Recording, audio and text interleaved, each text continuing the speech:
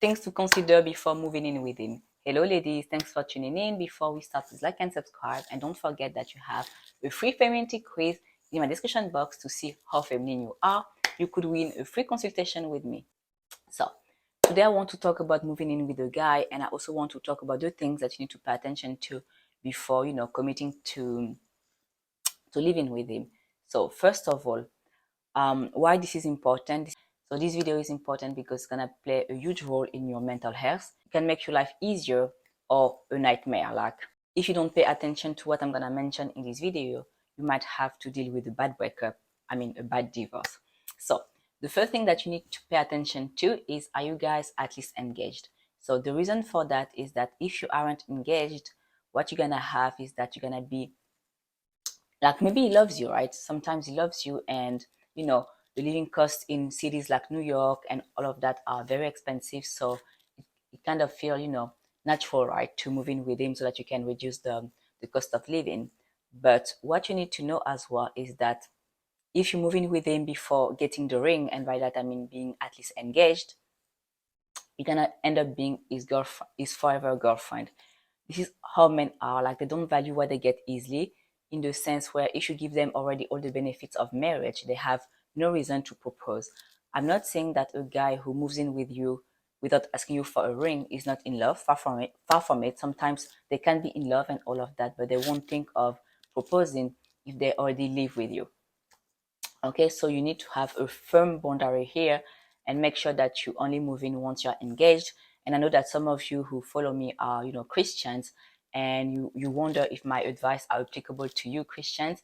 And I would say that, yeah, if you are Christian, then, and you want to stay virgin until marriage, then in that case, don't move in with him at all if you aren't married, like legally married, and you had, the ceremony at church and all of that. So yeah. But other than that, like, if you aren't Christian, the minimum should be at least he proposed, and like, it's not just, oh, maybe one day we're gonna get married. It's like, it's actually serious about getting married. He bought you a ring, and there is a date. The date of the wedding is fixed. So there is that. And you might think, oh, you are exaggerating, blah blah blah. We live in the 21st century. Like, it doesn't mean anything, and marriage isn't important and all of that. But it is important, because for a man, getting married to you means like, okay, I'm deeply committing, and I don't want to leave the doors open for other women.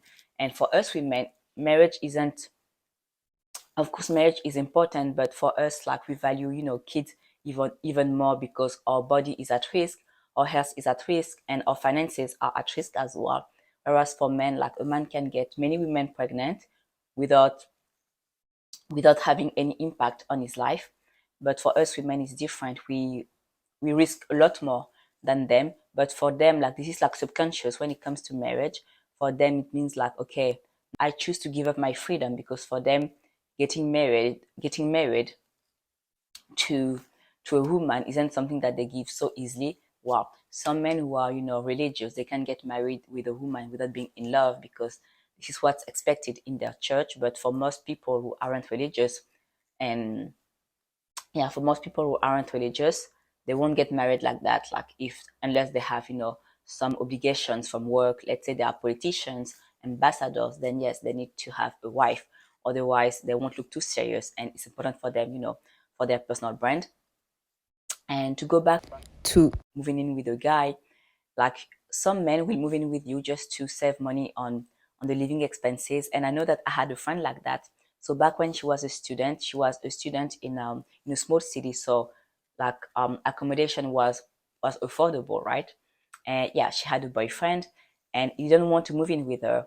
And then they moved to Paris, and because life expenses here in Paris are extremely high, he asked her to move in with her. You see, it wasn't about love, because it's about saving cost of living. And a lot of men will say, yeah, at least, I save money on rent, I have consistent sex, and have someone to clean half. If they are decent, it's about cleaning half, or have someone to be a free maid. This is how they think. Okay, so that's not the flex you think it is. That's not the progression in the relationship that you think it is. Okay, so we talked about, making sure that you're at least engaged before moving in with a guy. And the other thing that you need to pay attention to before moving in with your guy is how tidy he is. This is extremely important because if he's not tidy, you're gonna be his free maid. Okay.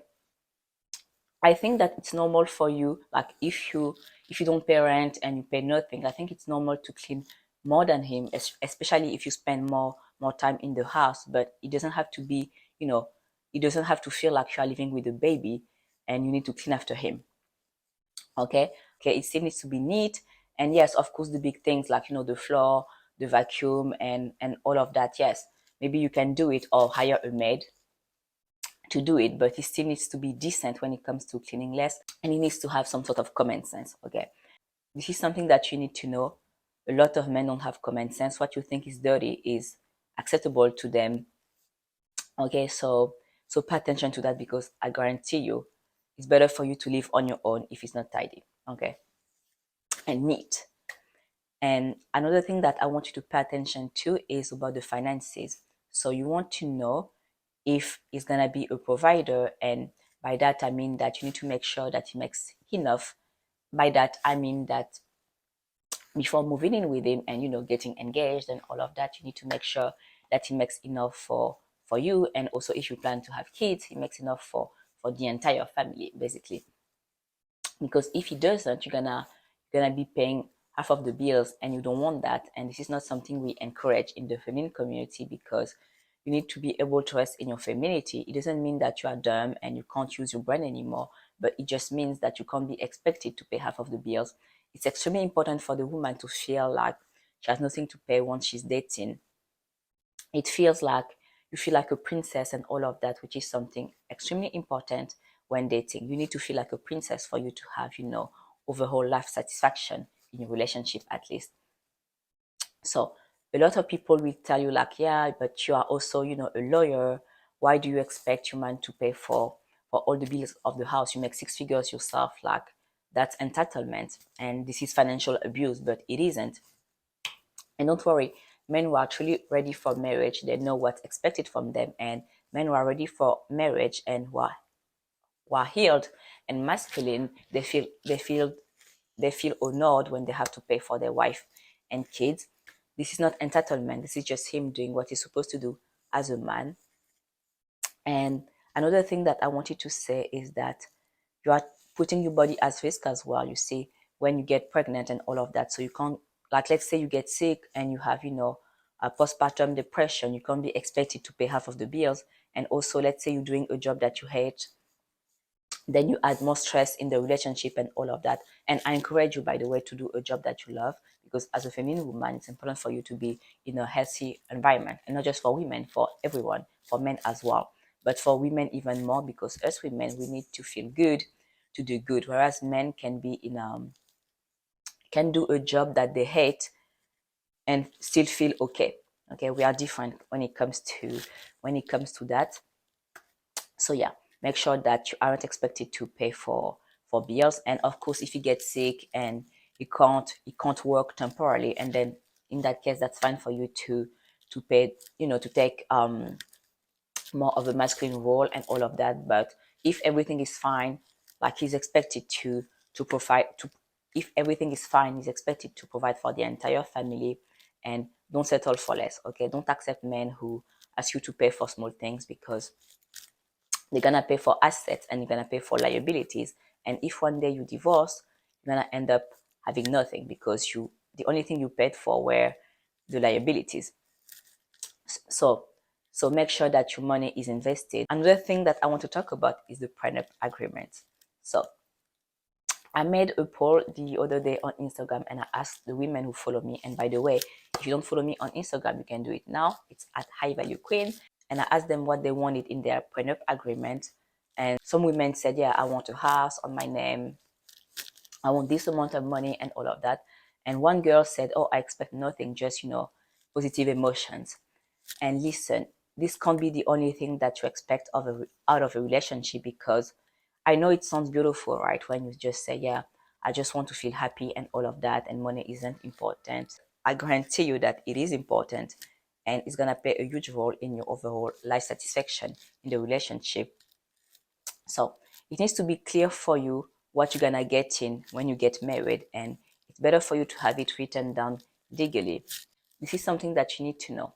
A lot of successful men want a stay-at-home wife. So if you are with a man like that who wants a stay-at-home wife, then you need to have a replacement income if you agree with, staying at home. And if you don't want that, then you can, talk about it or find someone else.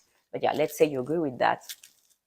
So you need to have a replacement income, and you also need to have a trust fund. So for those of you who don't know what a trust fund is, a trust fund is like an investment plan where someone else put money for you.